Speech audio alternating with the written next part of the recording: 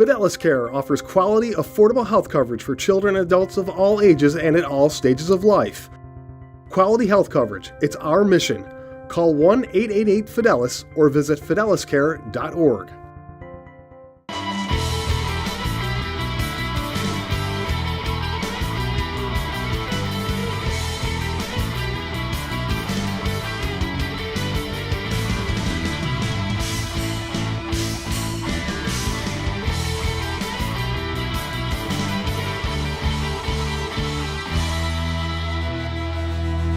Hello everybody and welcome to the Fidelis Care College Sports Beat. I'm Dave Yates.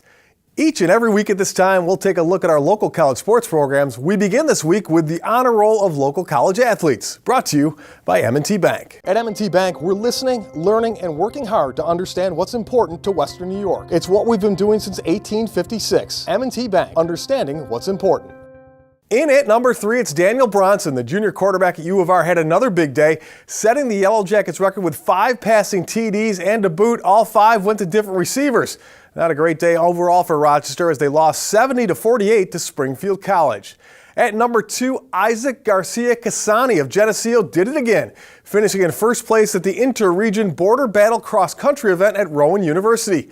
Isaac was first out of 383 runners, and the GENESEO men are number 1 in the country. And topping the list, it's Julia Delgatti. The Mercy grad scored the only goal in Nazareth's 1-0 win over Ithaca. It was the 6th straight game with a goal for Delgatti, and she has 10 goals on the year, all in her last 9 games. It is time now for our local college spotlight athlete of the week, and we head to Monroe Community College, where your European star is making quite the name for herself.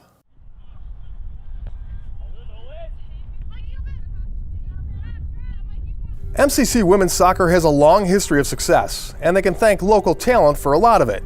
So it should come as no surprise that the top tribune this season is from Greece. Only thing is, it's not the Greece 15 minutes away. Instead, she's from the land of Mount Olympus and the Parthenon.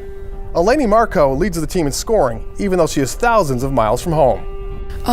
This is a unique experience for me, totally different than I used to live back in Greece. I feel right now very confident and comfortable, but the adjustment time for me was very hard and difficult as well. Eleni does more than just call Greece her home. She also calls it her other team. She's a member of the Greek national squad and missed some of her college season to play in the European Championship qualifiers. They didn't make the tournament, but that doesn't diminish the pride she feels every time she puts on that jersey. It's the best experience of my life.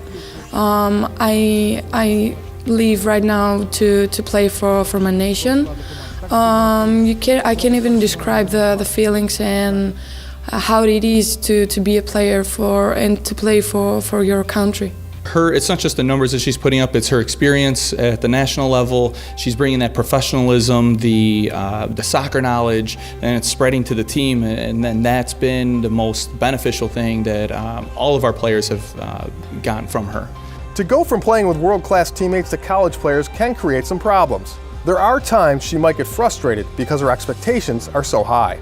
Of course, when you're talking about someone that's playing at the highest level and they come to play at a different, here in the States especially, I'm not saying at MCC, but the level's not necessarily always where you need it to be. So with that being said, yes, there's been a little bit of frustration and adjustment level. I think in Greece we have more teams with more technical staff, but here the teams play with more physical condition. It's different for me even to play with these girls. The ages are different, the experiences are different, but I have gained a lot for this kind of option that I had. In Greece, the things are different.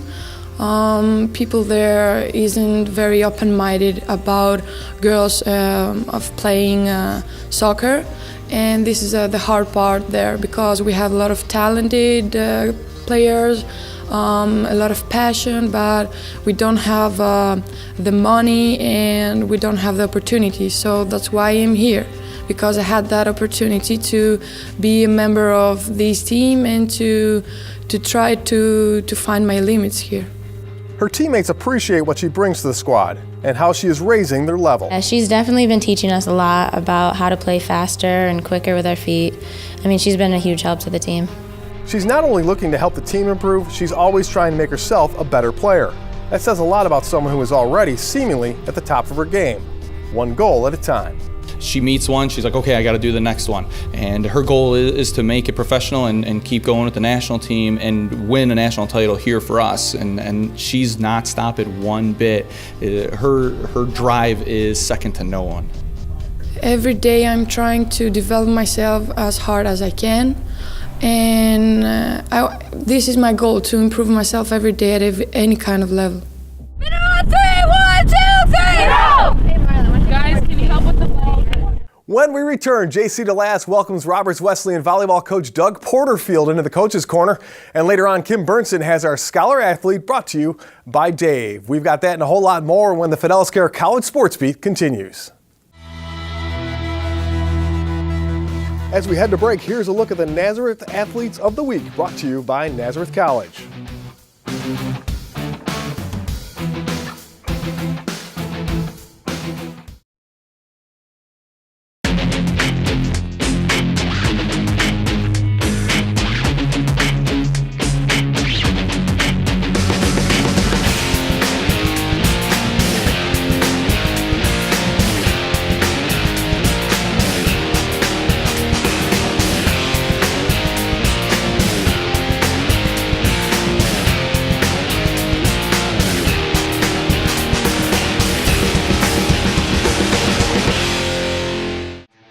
As we come back from break, here's a look at the GENESEO Athletes of the Week, brought to you by SUNY GENESEO.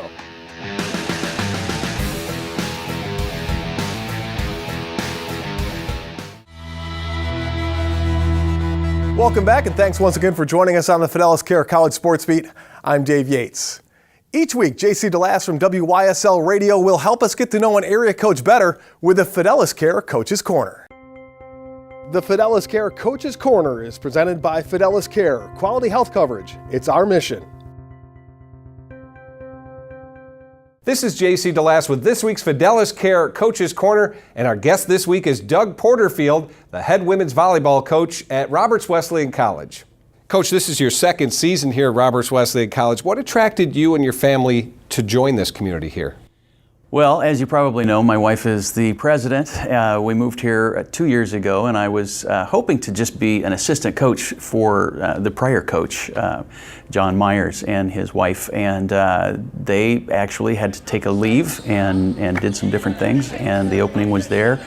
Put my name in the hat, and they picked me out of whoever else was there. They didn't tell me who all was going to be in the pool, but this is a gorgeous community. I love Rochester. Rochester, the city, the community, the people. Coming from California, it's a breath of fresh air to have people actually look you in the eye and say hi when you walk by. It's a joy to be here. You mentioned your wife is the president here at Roberts Wesleyan College.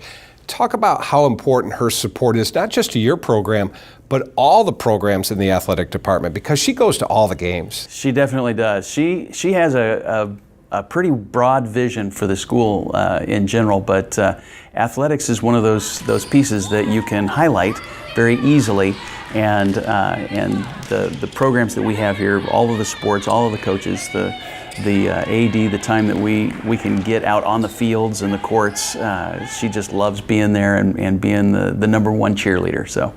You're a musician too. I see a master's degree, music conducting. You teach music as well. Yes. Does that cross over into coaching? How do the two help each other? Well, I think a coach is always a teacher, usually a teacher first. We're working on things that are character-based on our athletic teams, and then you have the skills and all that other stuff. But as a teacher, you have a better sense of how to communicate, of how to get things across, messages across, and points, and hopefully I'm doing an okay job. You've coached for over 20 years now. How has your game changed? So a lot of things have changed, but I think the game really is still very pure and very exciting to watch. There's a lot of pressure on the athletes, but they do a great job. The athletes that we have here are really phenomenal. What's the best part about coaching here at Roberts Wesleyan College? I think the support from the president is always good, but the pure joy of seeing a team come together to achieve a goal, it's different than say track and field where you're an individual running against a clock. Here you're definitely relying on everybody on the team. 3 people have to touch the ball every time it comes across the net. And that's teamwork, that's communication, that's life. That's pulling the things that you're going to have to use to be successful in the rest of your life all together on one court. Thanks for joining us, Coach. And thank you for watching this week's Fidelis Care Coach's Corner. Kim Burnson is up next with our scholar athlete, and later on at the University of Rochester, the crew team shares what a typical college rowing practice looks like. We've got that and more when the Fidelis Care College Sports Beat continues.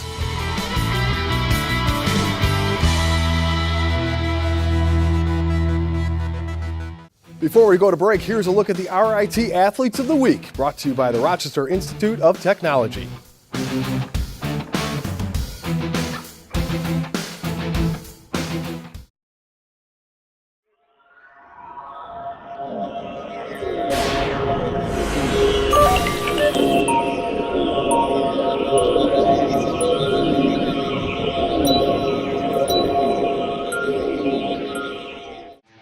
As we come back from break, here's a look at the SUNY Brockport Athletes of the Week, brought to you by the College at Brockport.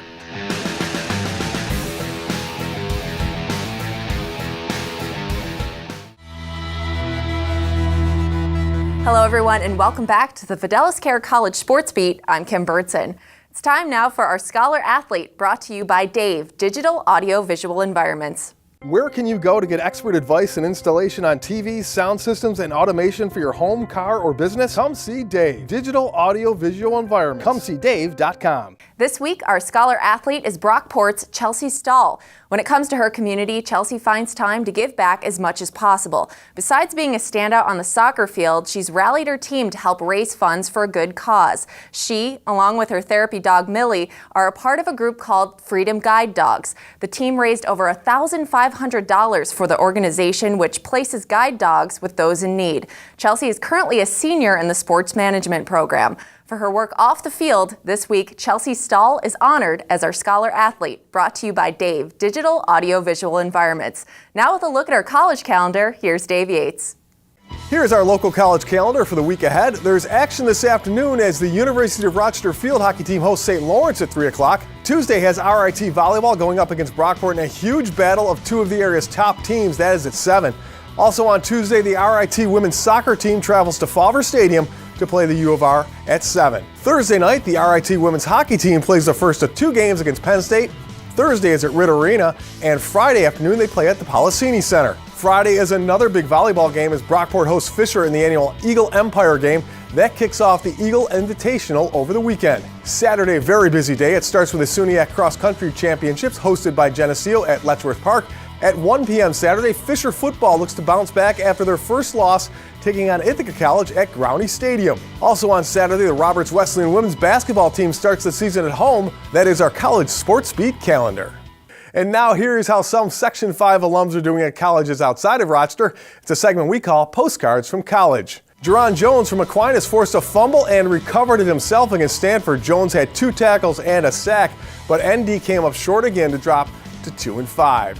Corey Fogarty from Red Jacket is a tailback at Hamilton College. He's averaging 4.4 yards per carry through his first 4 games of his sophomore season. Aubrey Blyer, formerly of Pittsford Southern, is playing field hockey at Siena College and in 6 starts has 8 points, including 3 goals. And Shannon Miller had a big game recently for the MIT Engineers soccer squad. The Pittsburgh Mendon grad had a goal and an assist in a win versus Wheaton. Those are our postcards from college. Coming up next, our honor roll of teams, and later on we take to the Genesee River for an early morning crew practice. All that and more when the Fidelis Care College Sports Beat continues.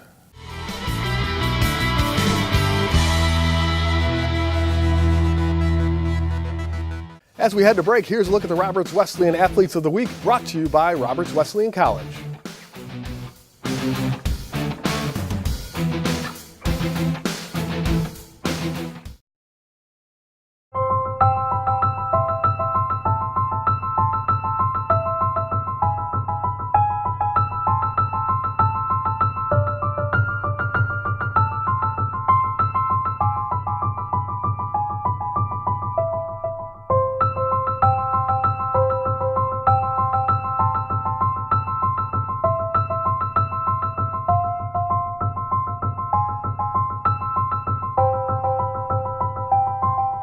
As we come back from break, here's a look at the St. John Fisher Athletes of the Week, brought to you by St. John Fisher College.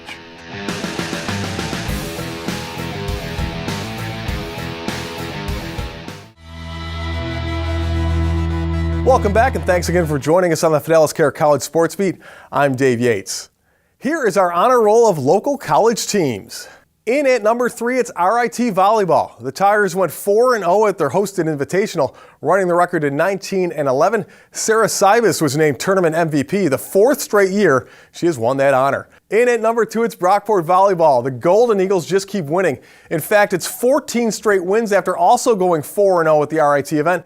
They are now 24-2. And topping the list, St. John Fisher Field Hockey, another team with a win streak. This one extended thanks to a Kelly Bergamo goal in double overtime to beat Washington and Jefferson College 1-0. That's 11 straight for the Cardinals. And now it's time for our Spotlight Team of the Week.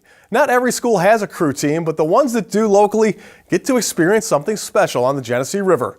And we got to tag along for the ride.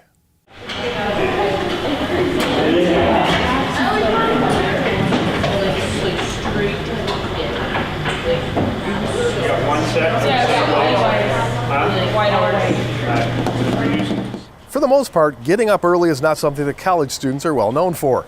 But the U of R women's crew team is an exception. They take to the water before most of their classmates have even hit the snooze button for the first time.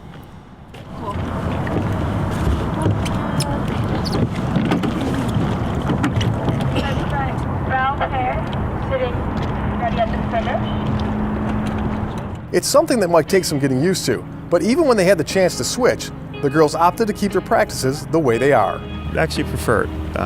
It's interesting enough that last year we had an opportunity to potentially practice in the afternoon. I had a show of hands and I had 2 of them say, yeah, let's go afternoon. So I think they get used to the lifestyle, so they get used to being morning people. So they're kind of like, my day is set, I'm ready to go. Once practice is over, I don't have to worry about that coming at me. It really helped to get me used to the college schedule, though. I'm probably the only college student that goes to bed at 9, but it sure helps with studying and making sure I get everything done. I'm glad I did it.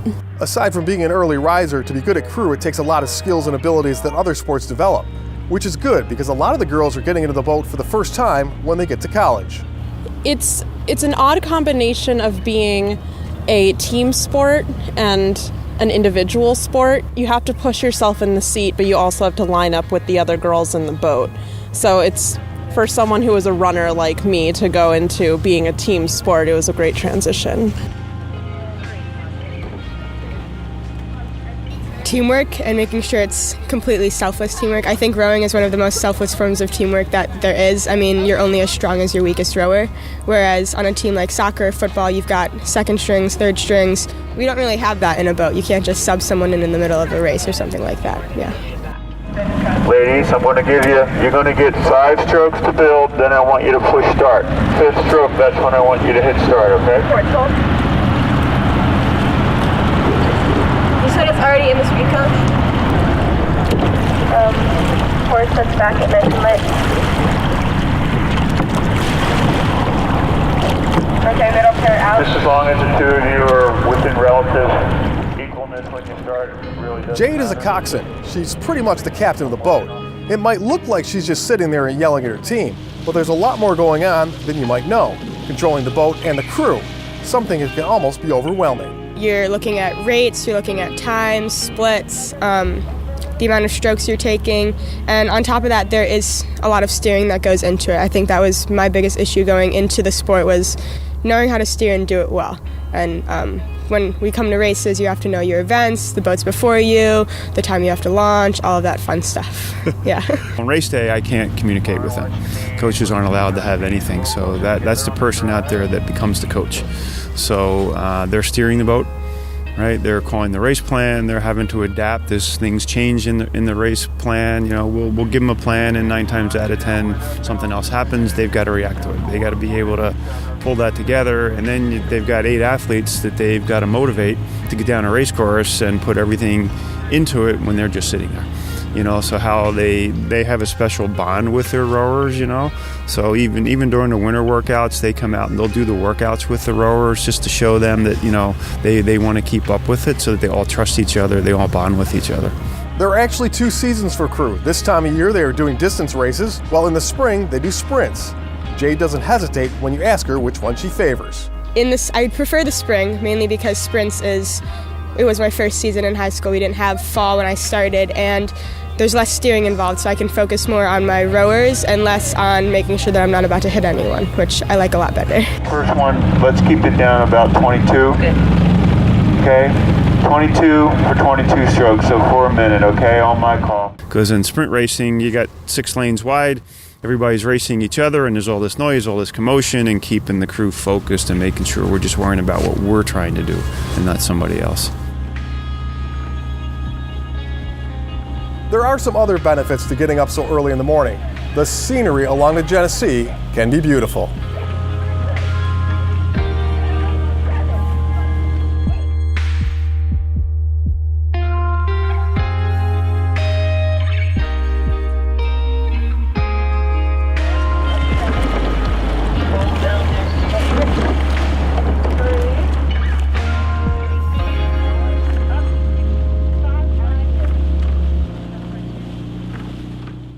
You'll be able to catch the Yellow Jackets crew team in action again locally when the spring season starts in March. That's going to do it for us this week. Thanks everyone for watching. And a special thanks to our sponsors, including Fidelis Care, for making the College Sports Beat possible. We'll see you back here next week.